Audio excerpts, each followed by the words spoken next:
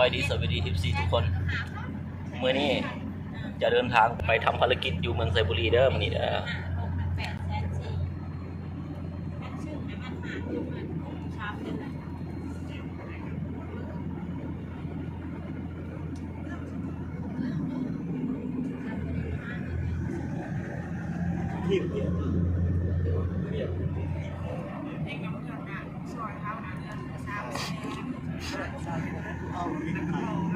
บ้านห้วยม่วง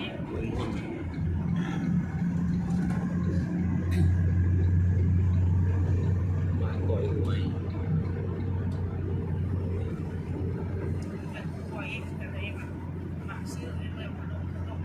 อันน่ะเข็มบ้านมันก็มีอันนั้นยาดีเบาหวานตะกี้ก็ซื้ออันส้มหนึ่ง5,000 กีบบอกว่าเรื่องเด็กเหมือนกันซื้อให้แม่เราดีเมื่อวานแม่ผมเป็นเมื่อวานเองเมื่อวานเองนี่เฮือนหลังนี่เฮือนหลังนี่มาอะไรของแม่บางซีก็เล่าว่าขนาดจากส้มเป็นสีแม่เคยตายไรแม่เคยได้สิหาปีจ้ะวิลีอโลนะถึงเราตลอดเลยยาเนี่ยได้แบบนั้น30 ลักไปหมดที่เอามาเพื่อยันมันนำโลใส่สีชา30 ลักเพื่อมันทางสบายระยะทางตอนนี้เป็นระยะมันเปื้อนปีหนึ่งเปื้อนปลามันทานเปื้อนเงายัง41 กิโลเมตรกับ50 นาทีเนาะจะหอดเป้าหมายคือบ้านหนองสะพังเมืองไซบุรีแขวงสวรรณเขตเดินเพจเนี่ยพอเพจเอาไปโซ่แบบนี้เราให้ทอดบกมะม่วงเขาเลยทาเรียกทาเลย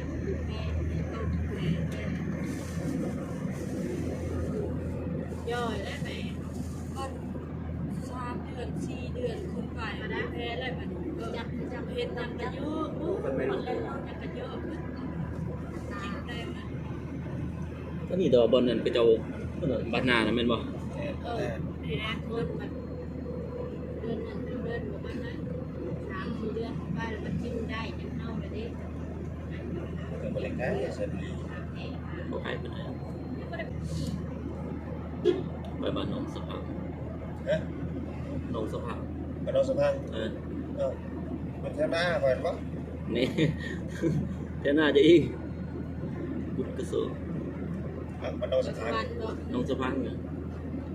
บ้านนั้นตลาดแกงกระเบ้าเลยบ้านนั้นเลยสิไปบ้านนั้นเลยแกงกระเบ้าเลยตอนนี้เลย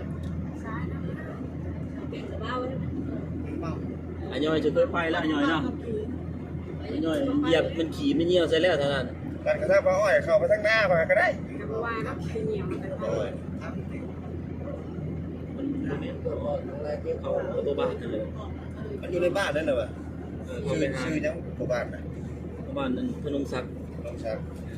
กับผู้หญิงเนี่ยโมกันชัยเขาเปลี่ยนใหม่กับอันนั้นซื้อนี่วะซื้อคำนี่แหละผู้หญิงผู้ห้องผู้ที่หนึ่งผู้หญิงพาพมลีไปเที่ยวก่อนมื้อนี้เมืองไซบุรีน้องพมลีไปเที่ยวครั้งแรกในชีวิตคือการเฮาก็ได้ครั้งแรกแสดงครั้งแรกคือกันเส้นทางที่นี่กันเนาะไปเฮาก็ไปเบิ่งน้ำกันมื้อนี้นะไก่เน่าสื่อเขายานะแค่ตาบอดแต่ว่าซะพออย่างนั้นไม่ได้ดีมากโอ้ยมันเป็นอีกเลยความคิดเป็นไปทอดให้ก็ไปซื้อกินพอแล้วซื้อกินซื้อผ้าไปซื้อเลยก่อนขนาดเดียวกันซื้อไก่พันแต่ถ้ามันก็ขึ้นได้มันมีกินได้ได้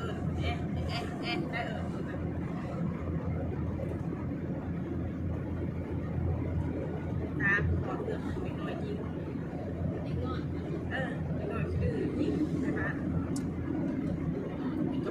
เนาะมันทำอายุอะไรเลยคนบริกินเนาะคนนั้นตายนะ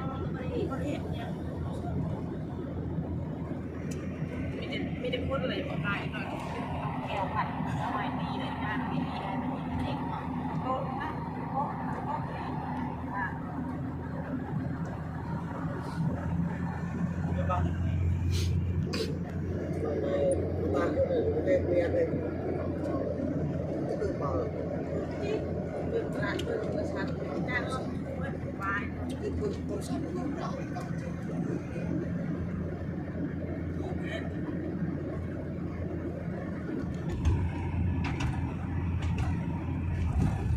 เปิดเลยระบบดูดลงต่างหากแอบเบื่อเปิดเลยยังไม่เปิดอันไหนคอมเมนต์ใต้โพสต์ของมันเจอกันไม่เปิดระบบดูดกระดูดกีฬาโทษละดีแฟนมันมันมาถ่ายขาดเลยนะไอ้เนี่ยมันเล่นที่มือแกได้ผู้สาวมาเป็นคนใจให้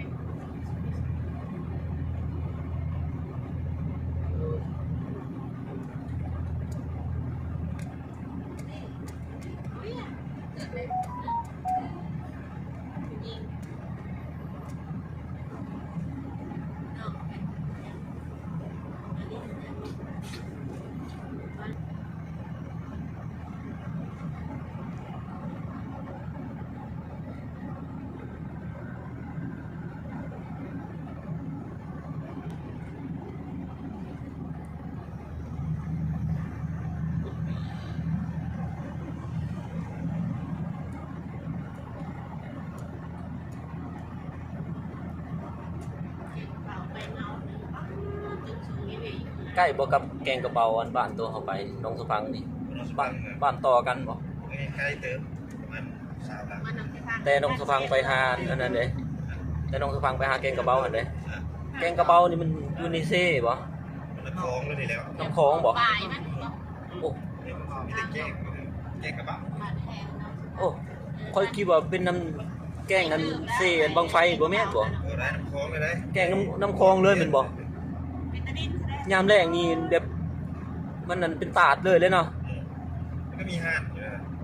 จะมีแต่กำลังหาตอนที่ก้อยไปนะเขาหาคนเรา ค่อยเราเข้าใจผิดมาตลอดแต่ว่าคิดว่าอยู่อันแบบเสพบังไฟนี่ได้ เป็นนาทีนะคะเปิดดูเต้ กวางและแกงอะเนาะแกงอะเนาะซ้ำน้ำคลองเลยซ้ำบ่อยู่อันกวางได้บ่ซ้ำอยู่สวรรณเขตกวาง ผู้ชายครับ บ่ซ้ำมันจะแคบ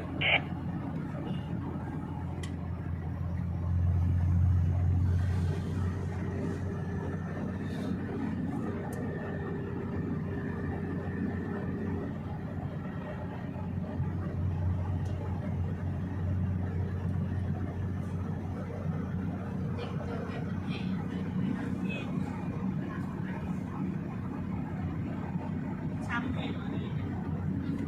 มีเกินสุดมากย่าเราจะได้บีบย่าสาวจะบีบเลย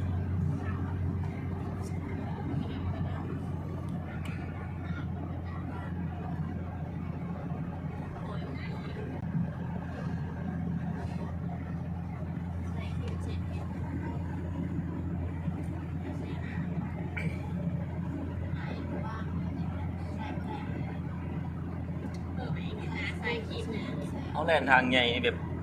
80ก็คือว่าซ่าๆเนาะ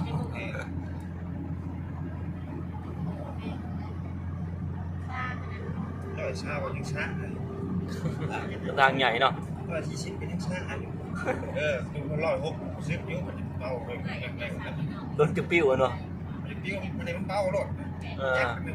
ไปเลยเนาะ ละเอียด มันจะว่าเขาต้องพวงมาลัยนี่ต้องนิ่งๆเลยนะแล้วก็คอยที่สุดเนาะ หัวที่โบมันแรงไว้มันตึงหัวตึงเขาได้เลย โอ้ มันเบาก้นมันเบาแล้วทีแข็งอยู่มากันปีนึงก็ถึงตัว มันยอด ระบบพัดมันเบาแล้วมันโตขึ้นตัวนี้มันตัดมันเบาปี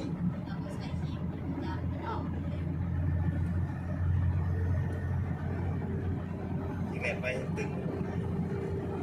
บางคัน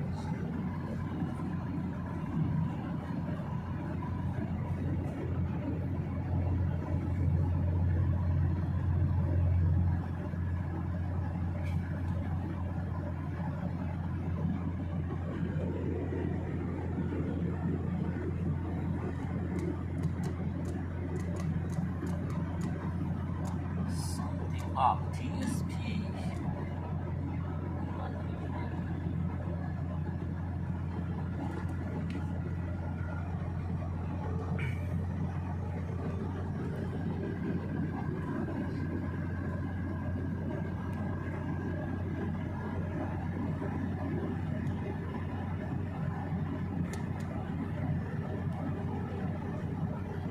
ทางนี้แต่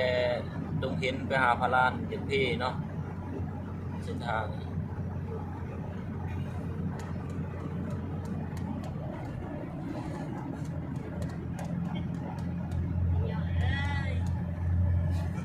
เดียวเลยยังไง ผู้ยอมนุ่งเสื้อแขนยาวโมนี่เฮ้ยผู้ยอมนุ่งเสื้ออันนั้นนะ เสียกันหนาว มีเสื้อกันหนาวเลย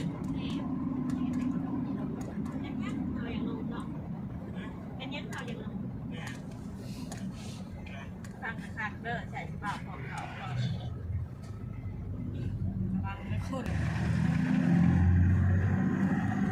เด็กแม็ก ทางเพลงเนี่ย หลายเลย ไอ้เดี๋ยวนี้ว่าฟังเพลงฟังก่อนเดี๋ยวก็ลงเพลงนี้นะดีได้อะไรก็ฟังนะลำโพงยันได้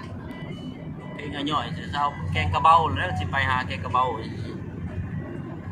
พี่ดัก เปิดไข่ดิมั้ย เปิดนะนะโอ้ดูสิสิบาทนี่ไม่ซ้ำไม่สับแขน ไปเดี๋ยวก็ซาไป บนนี้นะเปิดแล้วได้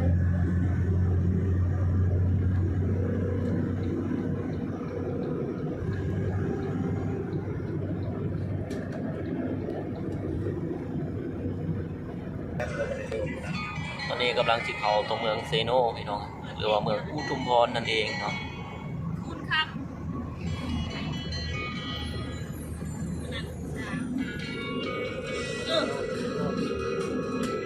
ใครได้ถูกเคยดิ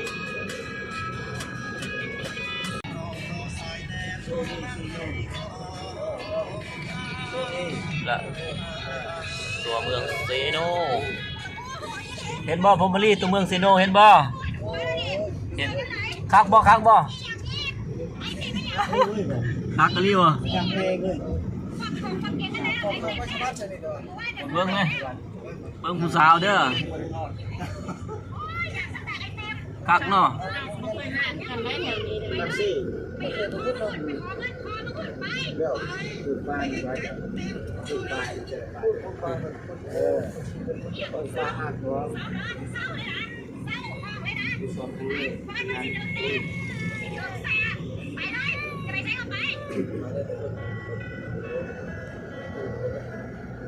สักปีเลย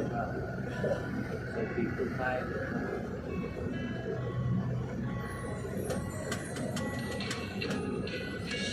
โอ้ในโน่น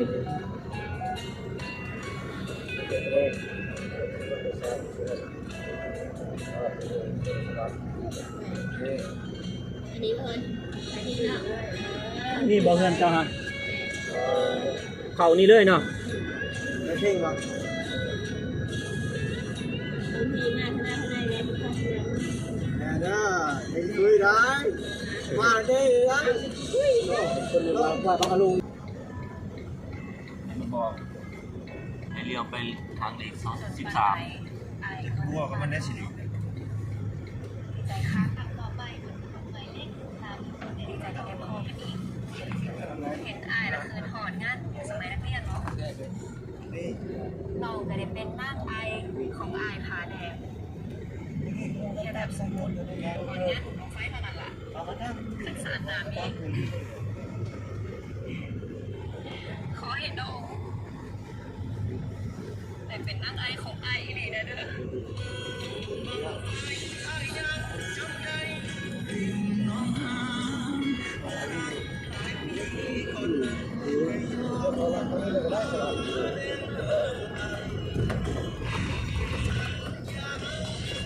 ตลอดเลย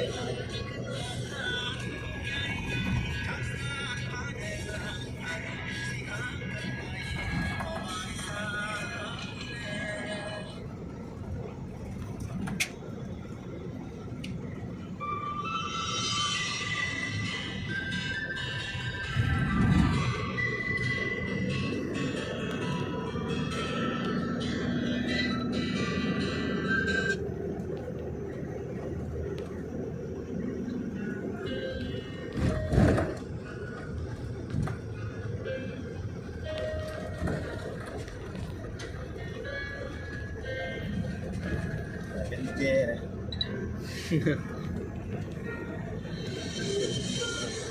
จังหวัดกระชายเราเรียกซะจะบอกเอาลูกเอาลูกก็ได้กระชาย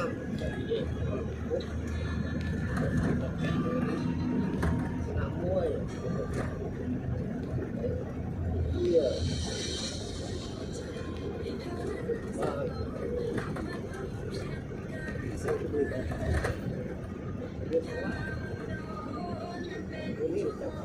อันนี้ห่างไปจ้ะ ไปหาสะพอน อาสปอนได้ ก็เวลารีบเนี่ย แม่นบ่ทางลิกซิปบ่บ่แม่นดิ แม่ทันทีละเลย โอ้แว่อยู่นี่ทางลิกซิปเนาะ พออาสะพอนเราเสียคน เอ พอ อ มีหลักก็ ทางลิซิกสิโคน ทาง จะเป็นระบบนี่ พอดีเข้าอันเมืองอาสปอนนั่นตะว่า เออ แต่ว่าบ่ได้เข้าในกลางเมืองเนาะมันทางนอกพี่เนาะ กลางเมืองอะไร กลางเมืองสิบ่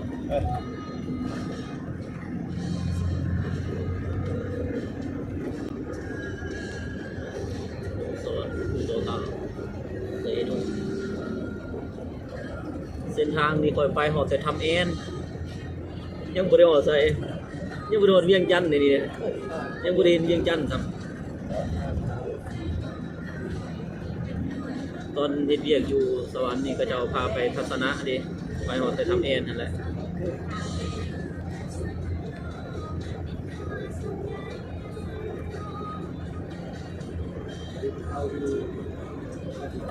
ยังบ่มีงบแล้วก็บ่มีเวลาสิขึ้นเวียงคิดว่าอีกบ่โดนนี่แหละไหม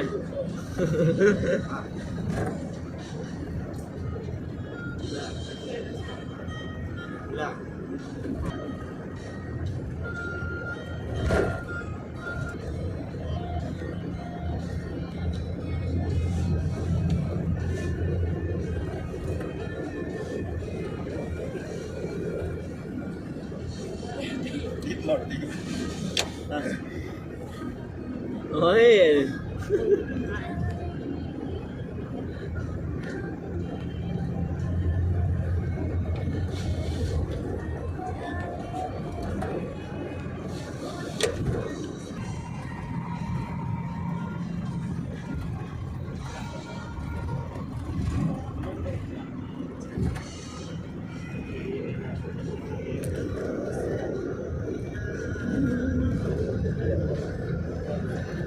เป็น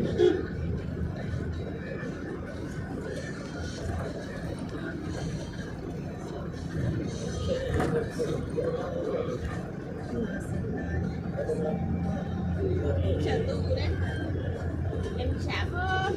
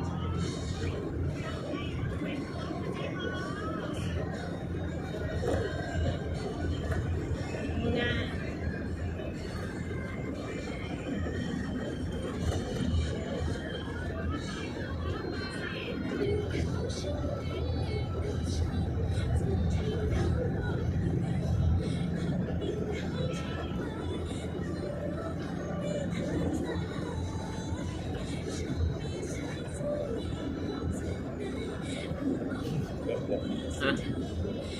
เชียงเกิด ผมมาลีเห็นบ่รถแกรถผมมาลี โอ้ยรถขี่รถรถขี่รถแล้วนี่นะ โอ้ไปขับไปด้วยนะ โอ้บริมัดเลยหน่อยเดี๋ยวเขามัดตีนมันบ่เนาะ แล้วอย่ามันไหล โลที่หัน เนาะ อ่ะ โลที่เนาะ คุณใด มันได้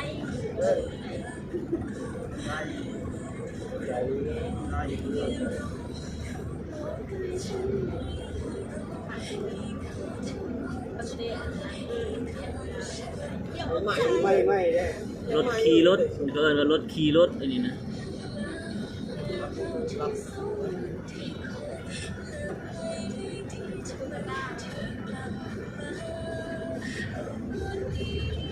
นเซ็กที่เราคอยสมมตินะ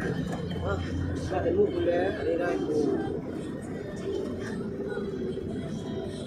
มีคนทานนั่งเองสายชีวิตได้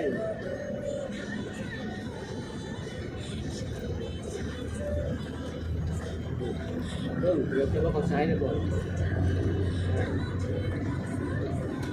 ยังก็มัดตีนมันแหละก็มัดตีนอยู่เพราะที่มัน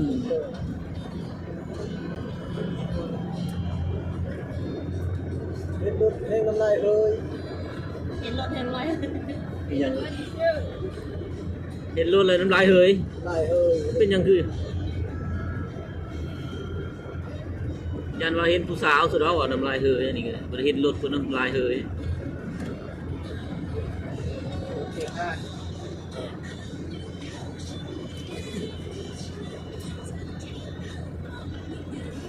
โอเครถดีกันโอเครถ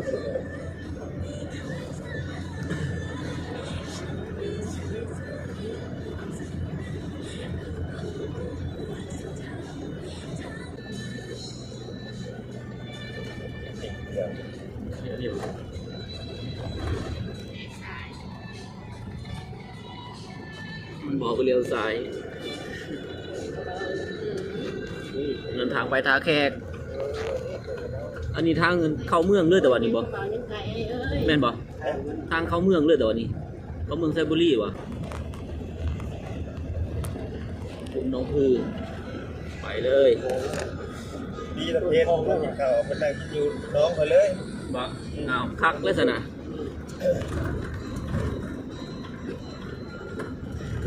อยู่เพศเดียวทำลายครับ ฮะ ทำลายครับ คันนั้นไปเห็นก็ทำร้ายนั่นแหละ แค่ต้องสถานที่นั่นหนึ่งนะว่าบ้าน บ้านอาจารย์มาสอนเอาบ้าน เราไปฉี่เบิ้งมันจะใกล้ บ้านได้เอาไปจังหวัดจังหวัดอะไรเนาะ แต่ว่าเส้นตัวนี้นี่เส้นทางเข้าเมืองตอนตัวเมืองอยู่ทางนี้บ่รู้อยู่ทางภาคทางเมืองนั้นก็ตัวเมืองไซบุรีนะ พูดไปแล้ว ภาคทางเมืองนั้นบ่ น้ำแข็ง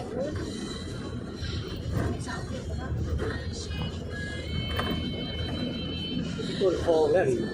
แต่ว่าไปเส้นตัวนี้ก็ถึกเนาะ เรื่องคลองไป ก็ตัวเมืองหั่นน่ะ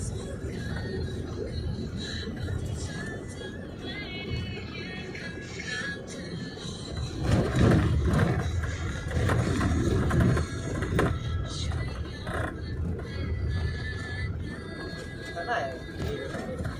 เฮ้ยชิโน่นะเอาชิโน่นะเอาพี่เอาชิโน่อยู่งานไหนเนี่ยไปที่ไหน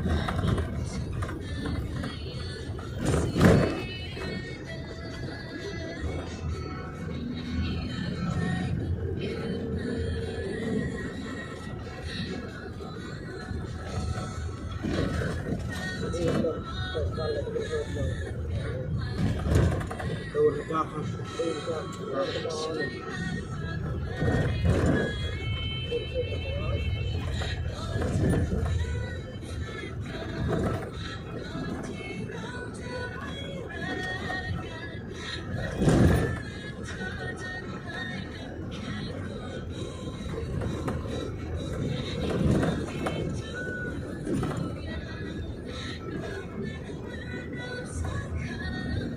คนไปคิดเอาเบอร์ลัดโลดลัดโลดแจ้งนี่ก่อนใช่ไหมพี่น้อง มาก่อนจะแจ้งนี่ กองมีคุณภาพเว้ยต้นเติบเป็น40กว่านาทีเลยเนาะ ครับทำลายนั้นเต็มเลย ฮะ ยิ่ง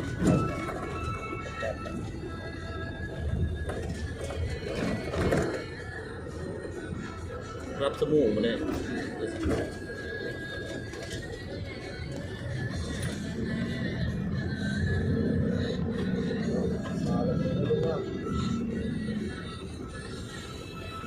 แล้วคนนี่ให้เมื่อ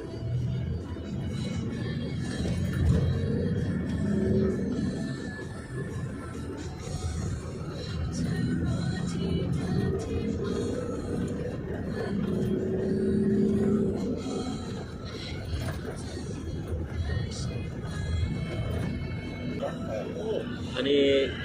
ทางเล็กซิปมาแต่สวรรค์เหนือนี่เนาะฮะ ถ้าเขาจะวันเขาจะพอ แม่ทำงานในโรงงานใน ก็เขาทางเล็กซิปเหรอ รอบนี้ต้องเคยไปทักกระบอกเลย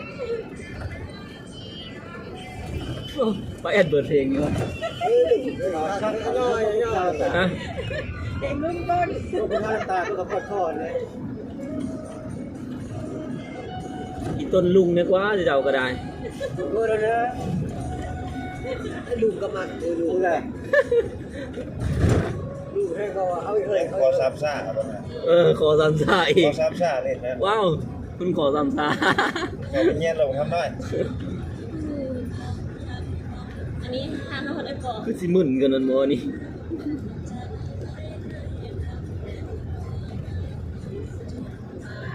เฮ้ยเสียเสีย อันนี้มันขึ้นกับเมืองไซบุรีแล้วนี่เนาะ สลัด ไปยืนกว่าเป็นอยากกันอยู่นี่แหละไปแบบ บ้าน เออ บ้าน จริงเป็นสวรรค์พูดกินนี่แหละเด้ วางนี่เลยวะอันเห็นจะเห็นหลังคานะเออ ยังหน้าบ้าน เด็กหน้า ง่ายจะบ่ต้อง สูงๆกันแต่ว่าโอ้ ไม่ใช่น้องเลยนั่นละ ลุ่มพ้น นากินน้องว่าแห่ตี้เขาเลย ก็มาให้เขาเป็น มีคนอยู่อยู่ ที่ ปะ วันนั้นเอาวันนี้ มีคนอยู่ป่ะฮะ ผมมี บ่มีใครเลย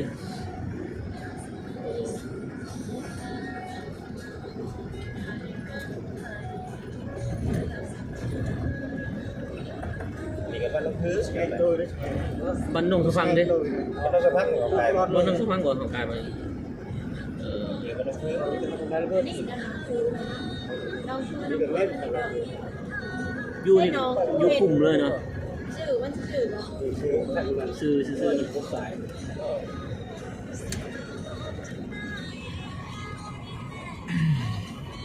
ตอนนี้มาฮอดจุดเป้าหมายแล้วพี่น้อง